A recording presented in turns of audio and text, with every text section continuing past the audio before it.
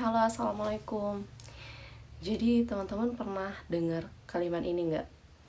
Seseorang itu terkadang tuh pengen sukses, pengen kaya, pengen mencapai apa yang ia inginkan.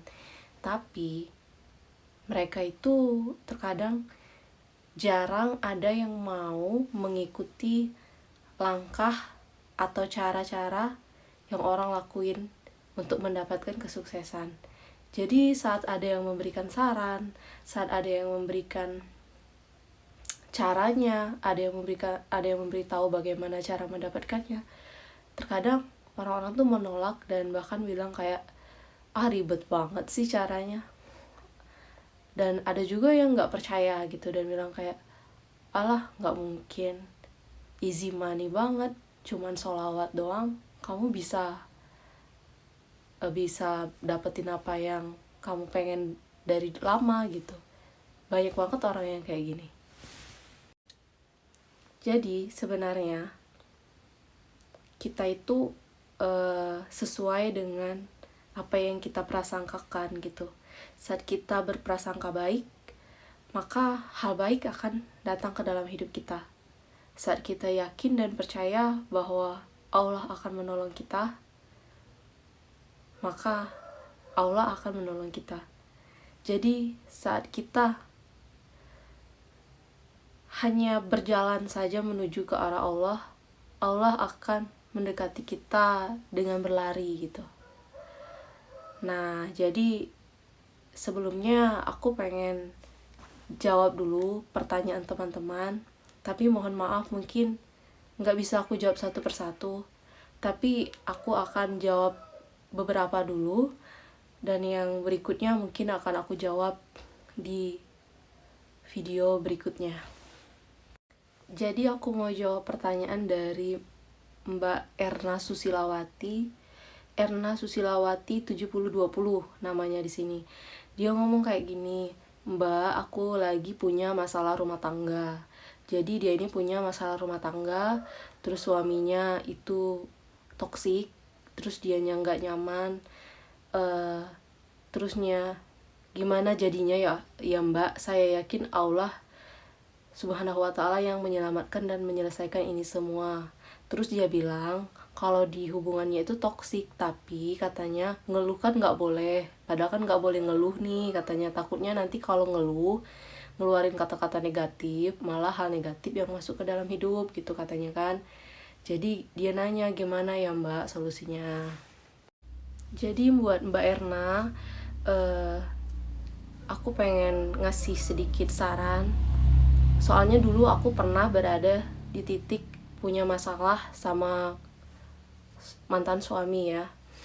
Jadi pada saat kita punya masalah, kembalinya itu cuman ke satu, yaitu ke Allah. Jadi pada saat kita punya masalah yang besar, yang diperbaiki itu sebenarnya yang pertama-tama harus diperbaiki adalah sholat. Saat kita memperbaiki sholat kita, maka masalah kita akan dengan sendirinya mendapatkan solusi gitu. Nah, saat kita ada masalah sebenarnya, kita lihat sebenarnya hubungan kita sama Allah itu gimana sih gitu. Karena aku dulu pernah, pada saat aku punya masalah, setiap orang kan pasti punya masalah ya, aku larinya tuh ke hal yang negatif gitu, kayak jadi masalahnya bukan makin selesai gitu dengan aku larinya itu ke hal lain gitu, bukannya makin selesai, tapi masalahnya malah menjadi tambah besar dan bertambah. Yang harusnya masalahnya itu hanya 5, malah jadi 10 gitu. Aku pernah gitu ngalamin. Tapi saat aku punya masalah dan kembalinya tuh ke Allah dan langsung kayak ngadu gitu, ya Allah aku punya masalah ini, tolong aku ya Allah, aku harus gimana gitu. Langsung kayak sujud, langsung kayak sholat, langsung minta ke Allah, ya Allah aku minta gitu, apa yang harus aku lakukan.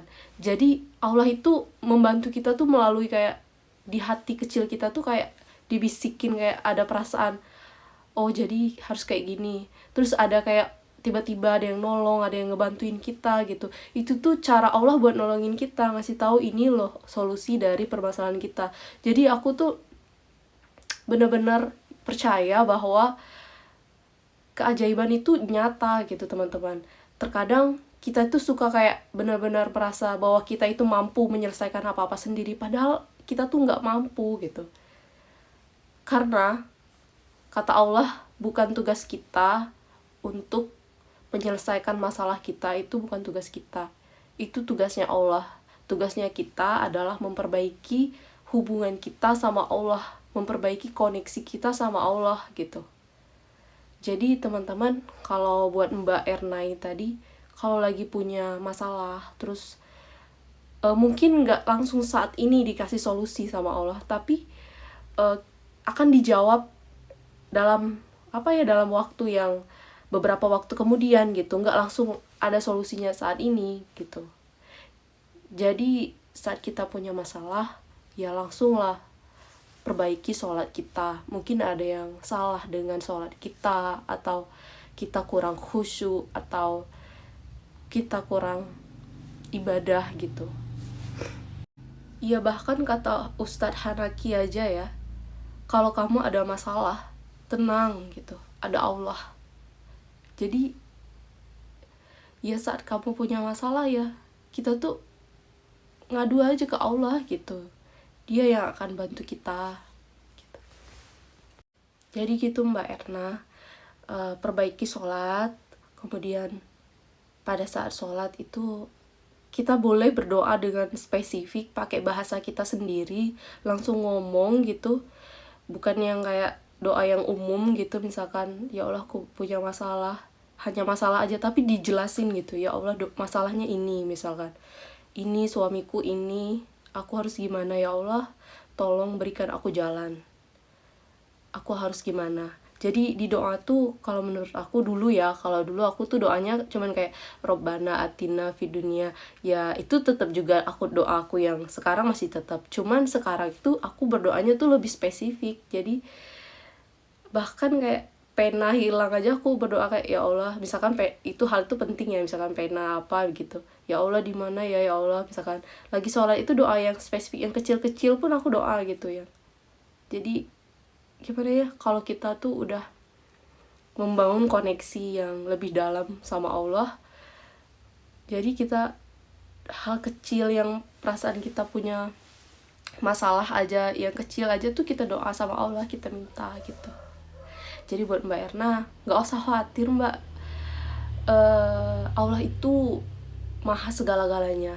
Jadi bukan hal yang sulit untuk merubah keadaan Mbak yang sekarang ini lagi sulit, seperti di surat yang artinya seperti ini, kemudahan.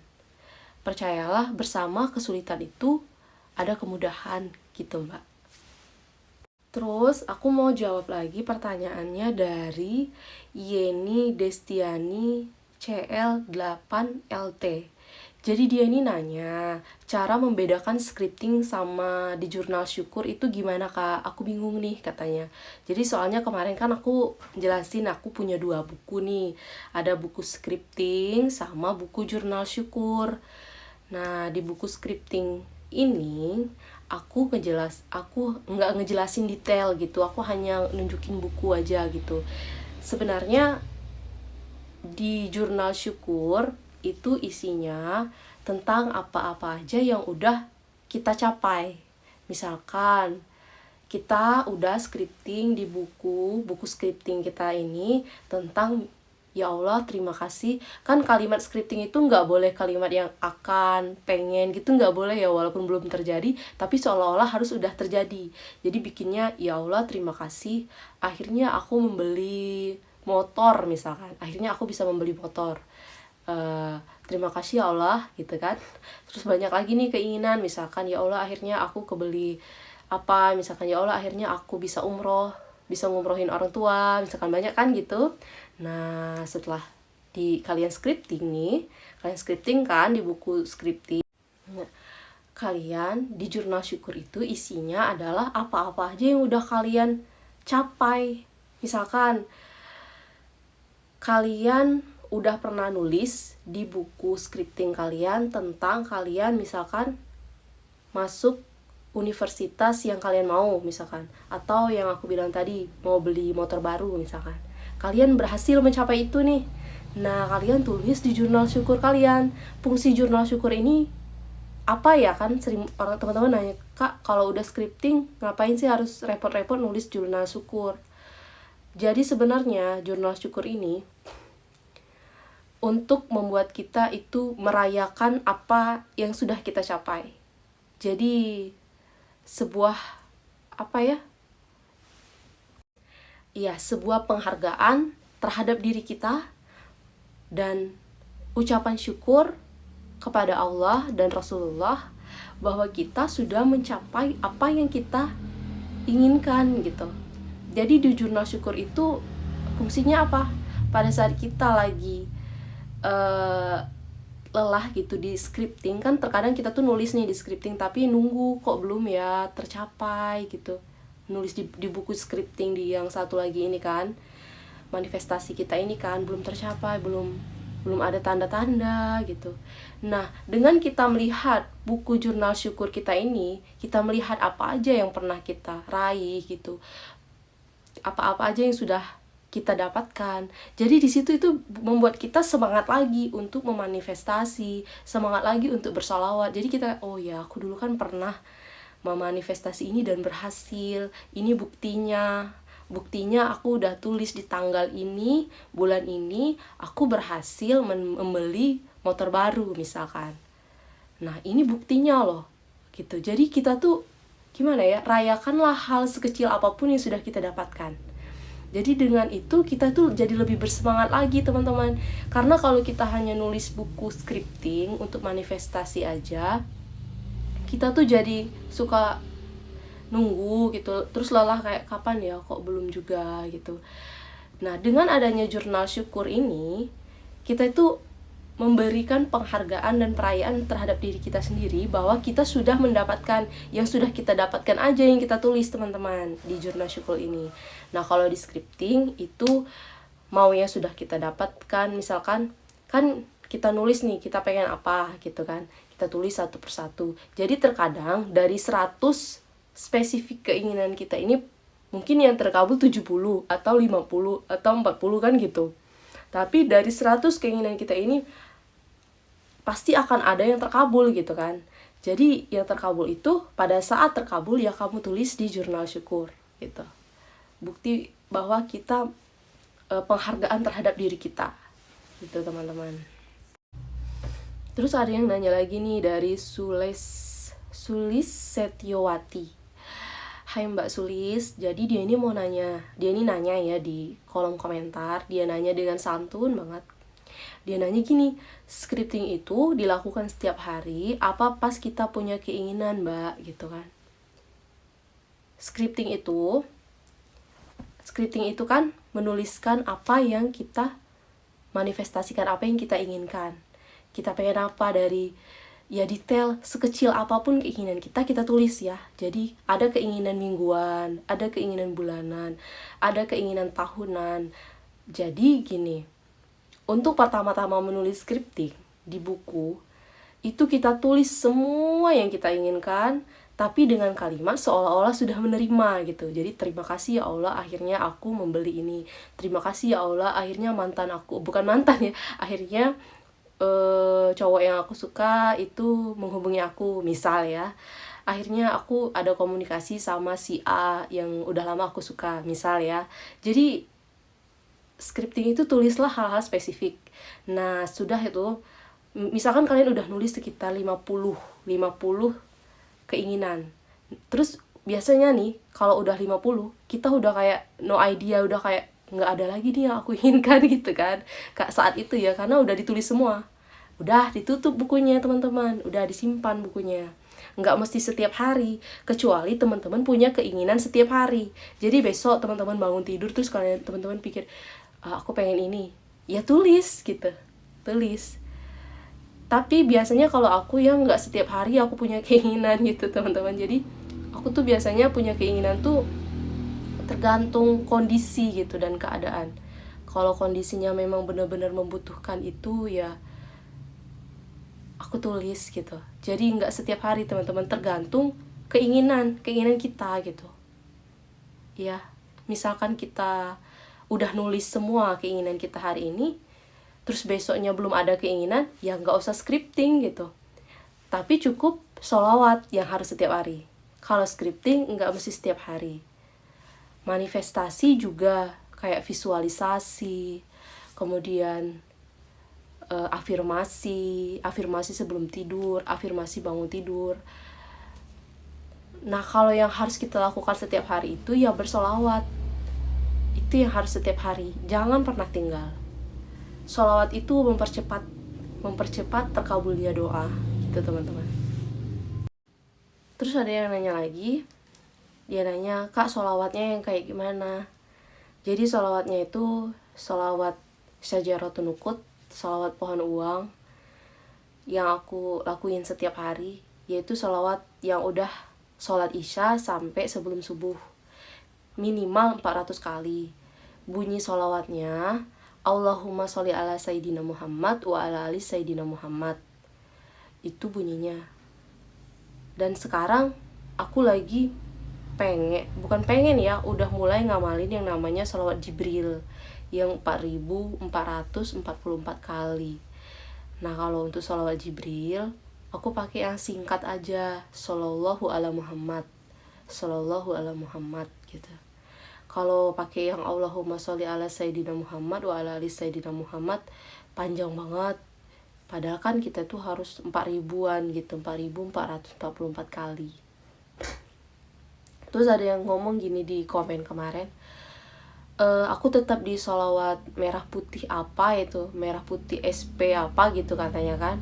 Terus pas aku cari-cari, ternyata itu sholawat Ibrahim.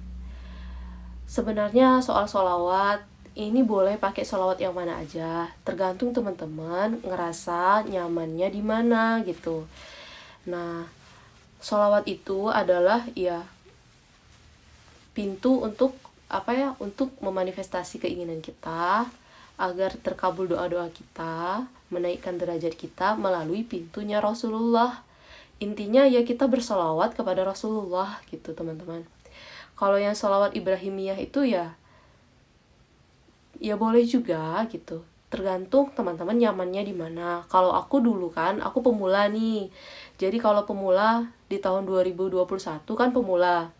Jadi aku cari sholawat yang singkat tapi maknanya tetap sama gitu, bersolawat kepada Rasulullah.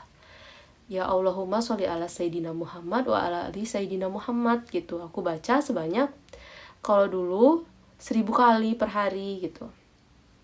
Kalau dulu kan aku belum kenal yang nama sholawat Sajaratun Nukut. Jadi aku pakai sholawat 1000 kali per hari. Jadi setiap sholat, kita kan sholat 5 waktu nih.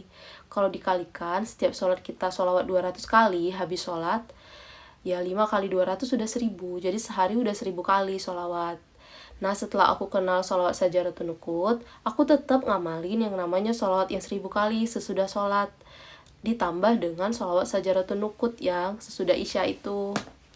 Kalau sholawat Sajaratun Nukut sesudah isya itu boleh dicicil. Jadi sesudah sholat isya, kemudian mungkin kita bangun tahajud, itu sholawat lagi. Dan sebelum subuh, misalkan kita sholawat lagi. Itu boleh teman-teman. Intinya minimal 400 kali gitu. Nah, mungkin itu aja teman-teman. Makasih udah berkomentar di video aku.